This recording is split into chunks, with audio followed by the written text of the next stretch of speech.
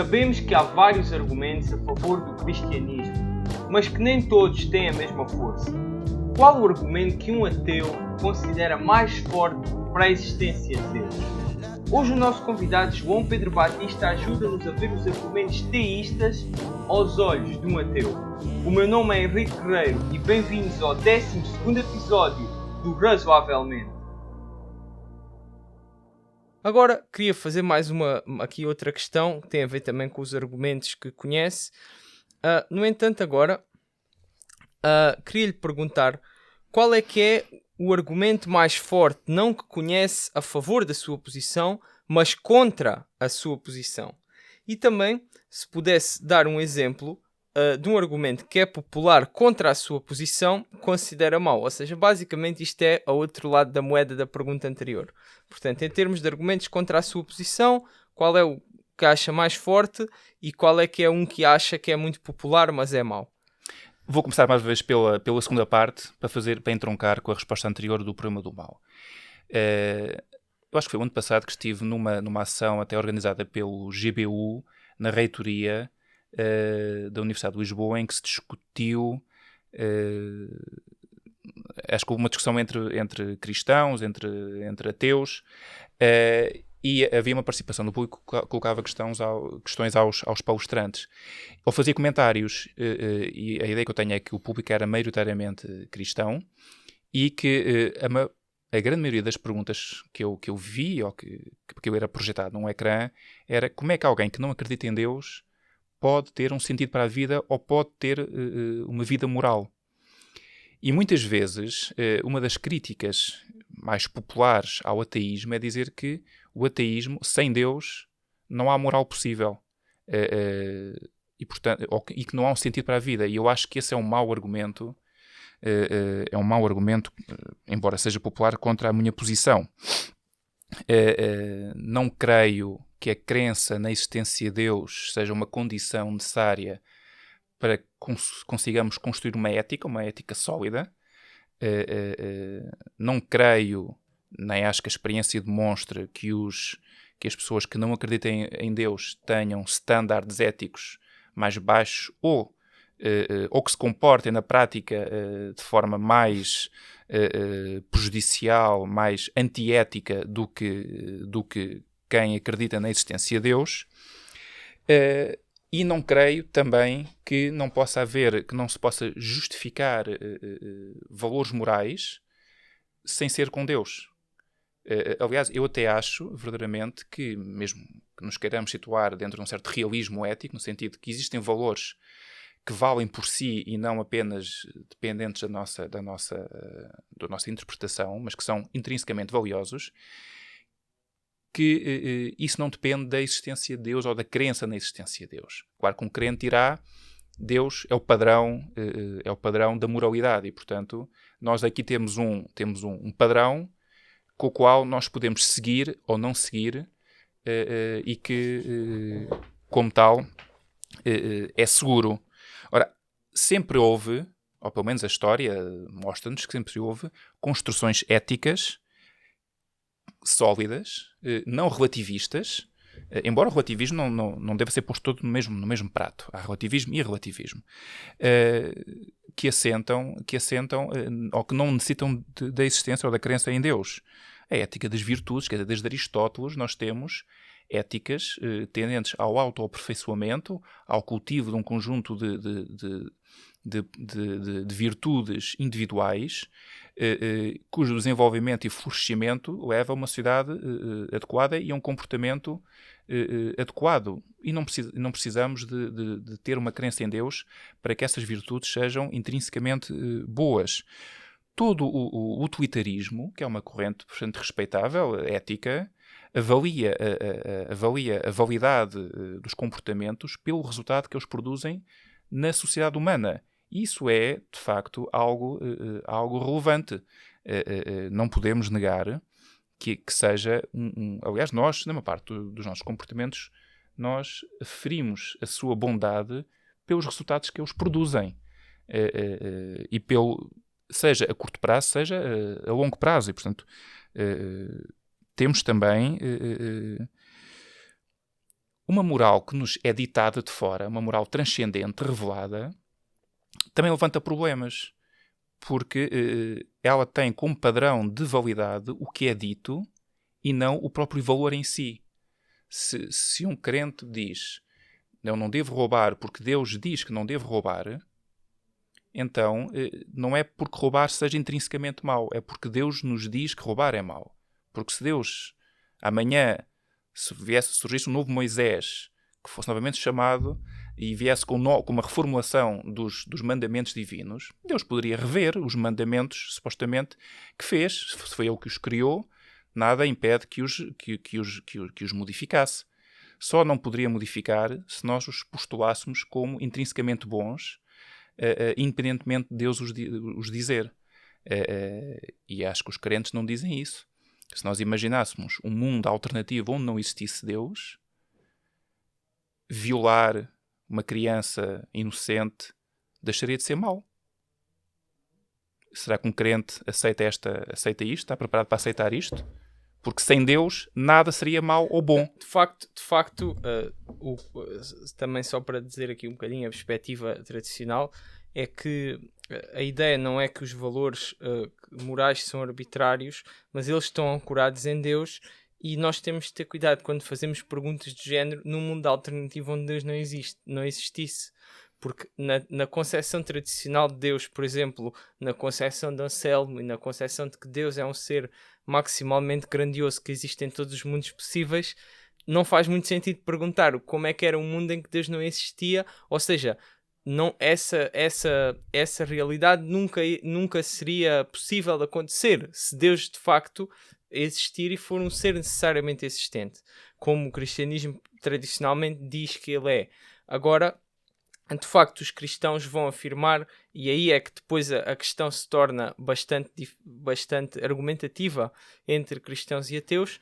Os cristãos vão afirmar que todas essas teorias, o utilitarismo e por aí fora, falham como sendo teorias de estabelecer uma moral objetiva, e que a única teoria que realmente consegue fazer esse trabalho é dizer que os valores morais estão ancorados em Deus, não é? Depois existem objeções e os cristãos tentam responder, os outros teístas também, que também têm essa perspectiva, e claro, depois há aí toda uma discussão que nós não vamos entrar aqui hoje, mas de facto o centro da questão da moralidade é muitas vezes perceber: será que as teorias morais que não envolvem Deus conseguem fazer o trabalho de ser uma teoria moral objetiva? O João Pedro está aqui a assinar com a cabeça a dizer que sim. Eu, por exemplo, acho que não, e os cristãos em geral, muitos deles acham que não. E depois também há outra pergunta que o João Pedro também estava a falar, que é: será que a teoria de que os valores morais estão ancorados em Deus faz o trabalho de ser uma boa teoria moral? E depois, claro, alguns ateus até são capazes de admitir que sim, mas que isso não interessa porque Deus não existe. E outros dizem que não. Os cristãos, em geral, dizem sempre que sim. Quer dizer, pelo menos os cristãos e os outros teístas dizem: oh, sim, senhor, Deus faz um bom trabalho. A teoria de que os valores morais estão ancorados em Deus é uma teoria satisfatória para criar valores morais objetivos. E talvez seja um tema que podemos discutir num podcast exclusivo sobre a moralidade, porque ainda não fizemos um podcast exclusivamente sobre esse tema. Indo agora ao argumento mais forte, e talvez possa espantar aquilo que eu vou dizer em primeira linha, eu encontrei aqui dois, mas verdadeiramente aquilo que eu acho o argumento mais forte é o argumento, não é um argumento metafísico, é o argumento da vontade de acreditar. Que é o argumento do William James, que estudou as religiões comparativamente, e que defende que, verdadeiramente, para quem acredita, a realidade daquele em quem acredita é tal modo evidente que isso por si só justifica suficientemente a crença. E, na minha perspectiva, isso permite ultrapassar as dificuldades metafísicas que, verdadeiramente, eu creio que são insolúveis, ou pelo menos dificilmente são solúveis. Já o Kant nos dizia que a questão de Deus é uma questão sobre a qual não pode pura e simplesmente haver conhecimento. Está para além da experiência possível e, portanto, nós podemos especular, mas nunca conseguiremos acreditar. E, portanto, basear uma crença em algo sobre o qual nós só podemos especular faz muito pouco sentido. E por isso é que também a própria, só fazendo esse ponto, a própria ética kantiana embora postule Deus no plano prático como uma ideia para a recompensa de quem cumpre os preceitos éticos, verdadeiramente a ética, e é uma ética que ninguém dirá que é uma ética fraca, a ética kantiana é uma ética pura e simplesmente fundada e justificada na razão e na autonomia da razão. Não postula Deus, mas é independente da existência de Deus. Deus é apenas um mero postulado para garantir que quem cumpre os deveres que a ética kantiana a que conduz não saiba no final da vida frustrado porque fez o que tinha que fazer e, no entanto, não foi eventualmente feliz. E daí surge a ideia de uma vida extraterrena na qual será então compensado. Mas, para mim, de facto, a questão da vontade de acreditar, eu acho que isso às vezes pode ser um pouco desvalorizado como um argumento pragmático, um bocadinho como ou parecido com a aposta de Pascal, não é? Em que nós devemos sempre, é preferível acreditar do que não acreditar, porque o que temos a ganhar é muito, o que temos a perder é nada. E, portanto, não podemos errar na pior das hipóteses, ficamos como estamos.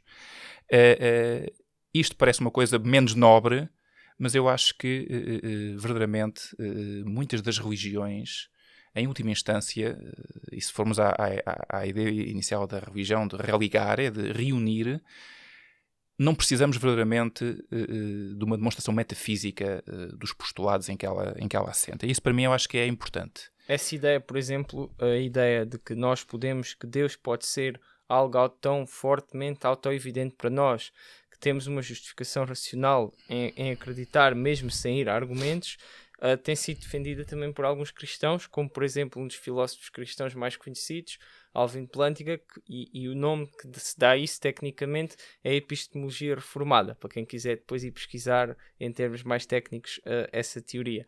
Mas forças. Eu acho que é uma linha que eu acho muito, muito respeitável e interessante de explorar. O argumento cosmológico é um argumento que eu acho que talvez não faz muito sentido agora discutirmos aprofundadamente. Está na série 1 de podcasts, razoavelmente. Há 2 episódios sobre o argumento cosmológico, para quem depois quiser ir ver, mas força. É um argumento, eu acho que em última instância ele não é convincente, ou pelo menos ele não permite estabelecer todas as consequências que dele se pretendem extrair no plano teísta, mas é um argumento que tem muita margem de progressão, na medida em que nós estamos a recuar a algo que nos está extremamente longínquo, a causa primeira de tudo, que atualmente temos uma explicação científica do Big Bang e do momento do episódio original, mas verdadeiramente nós estamos ainda nas fases iniciais, cientificamente falando, da explicação. Há um campo muito grande ainda para explorar, e imagino que daqui a 100, 200, 300 anos quem cá estiver e olhar para trás e olhar para os nossos livros de ciência achará aquilo o que nós achamos, se calhar, das explicações que existiam há 300 ou 400 anos atrás. E, portanto, é um argumento com muita margem, sobre o qual é muito difícil argumentar sem fazer especulações muito, muito grandes e sem partir de um conjunto de pressupostos que, para não serem infalsificáveis, são extremamente especulativos, mas que, de facto, nós temos a ideia de que tudo tem que ter uma causa. E das duas, ou aceitamos uma regressão ao infinito, que eu não me parece que seja algo tão inconcebível quanto isso. Tem alguns problemas metafísicos, não é? Mas o contrário também tem, porque quando nós dizemos que tudo tem que ter uma causa, nós depois, curiosamente, postulamos uma causa que não tem causa. Ou seja, não aplicamos à nossa conclusão o próprio argumento que ela conduziu. Sem querer estar aqui a fazer um tete-a-tete em relação a isso, mas só deixar claro que a premissa que é usada no argumento cosmológico é: todo ser contingente tem uma explicação para a sua existência. E a ideia e essa explicação é externa a ele, não é? E a ideia é que Deus, sendo um ser não contingente, ou a causa primeira, se não lhe quisermos chamar Deus, sendo um ser não contingente, não vai exigir essa explicação. Portanto, o princípio continua a ser aplicado, não é? A ideia não é dizer tudo tem uma causa, mas sim todo o ser contingente, Leibniz, o princípio de Leibniz, todo o ser contingente tem uma explicação para a sua existência numa causa externa, não é? Mas sim, mas de facto também... O problema, quer dizer, eu acho que não vamos entrar, ainda por cima já é um Sim. podcast, eu não quero meter a foice em seara alheia, mas não é fácil, acho eu, aplicarmos o princípio do Leibniz, porque ele foi feito para o nosso sistema, para o nosso universo, e portanto, se dizemos que a ciência não permite justificar porque ela opera num sistema em que os princípios operam, portanto, ela não pode justificar-se a si própria, então não podemos usar o princípio do Leibniz que vale para o nosso universo, mas não necessariamente nós não temos experiência nenhuma de seres necessários. Quer dizer, de facto, para usarmos o princípio de Leibniz, se é uma parte importante do argumento cosmológico, é precisamente, e há argumentos sobre isso, por exemplo, no podcast, depois podem ouvir, que para justificar, quer dizer, temos de justificar que o princípio é aplicável. Por exemplo, a crítica que o João Pedro está a fazer, tem de se falar sobre esse assunto, né? Não vamos falar agora porque não temos tempo, mas, por exemplo, no podcast falo um bocadinho sobre isso e há muita coisa escrita sobre isso e de facto é uma questão bastante interessante, né? E só para pronto, e há outro aspecto do que me agrada no argumento cosmológico, é que ele deixa em aberto muitas possíveis, ou melhor, mesmo que ele seja procedente, no sentido de justificar ou dar uma razão credível para acreditar em Deus, ele deixa muito por construir a seguir relativamente aos vários deuses que existem. Portanto, ele não dá uma explicação completa de Deus. Ele deixa as coisas em aberto, porque todo o conjunto de propriedades divinas ou todo o corpo doutrinário em que as religiões assentam não se podem deduzir do argumento cosmológico. Portanto, é um argumento que eu acho importante e que qualquer ateu tem que se confrontar com ele e acho que é interessante explorá-lo. Fica assim concluída a discussão acerca dos argumentos teístas e ateístas vistos pelos olhos de um ateu. O nosso convidado João Pedro Batista. Penso que é interessante notar que já discutimos aqui precisamente o argumento que ele considera mais forte a favor do ateísmo, que é o problema do mal, e também o argumento cosmológico, que é um argumento que ele acha interessante e que é importante explorar. Portanto, convido-vos também agora a aproveitarem um bocado o verão e irem ver estes episódios. No próximo episódio vamos falar sobre uma questão que toda a gente normalmente se pergunta quando se fala de debates a este nível, que é se há alguma coisa que o faria mudar de ideias. Portanto, fiquem atentos porque as respostas do João Pedro Batista são bastante interessantes acerca dessa matéria. Por hoje, despeço-me e até à próxima.